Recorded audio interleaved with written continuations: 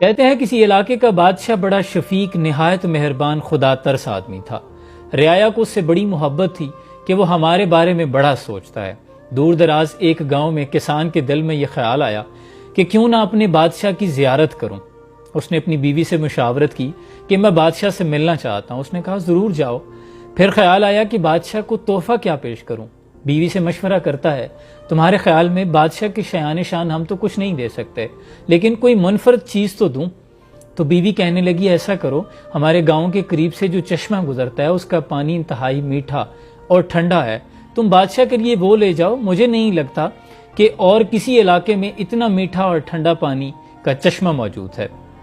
چنانچہ یہی فیصلہ ہوا۔ اس شخص نے پانی کے 2 گھڑے بھرے چشمے سے اور گدھے پر سامان لادا اور رخت سفر باندھ لیا۔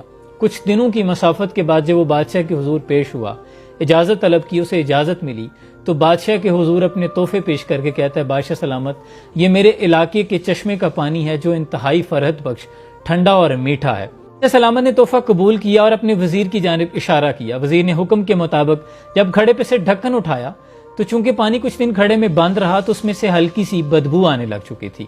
وزیر نے جب مڑ کے بادشاہ کی طرف دیکھا تو بادشاہ اہل علم اور فراست کا مالک تھا، نظروں سے بھانپ لیا۔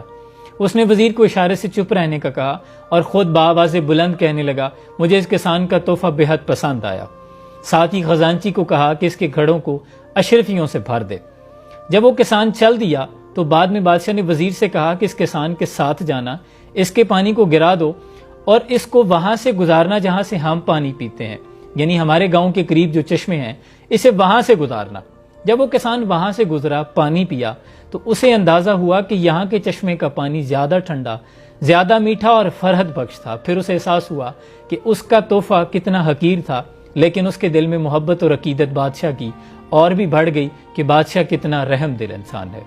دیکھیں دوستو، ہماری عبادات کا بھی یہی عالم ہے۔ ہم جو عبادات ٹوٹے پھوٹے سجدے کرتے ہیں، جو نمازیں پڑھتے ہیں، ہمیں لگتا ہے کہ وہ بہت اچھی ہیں، لیکن وہ مالک کائنات جو تمام بادشاہوں کا بادشاہ ہے، اسے علم ہوتا ہے کہ ہماری عبادات کیسے ہیں، لیکن وہ ہماری عبادات کے مطابق عطا نہیں کرتا۔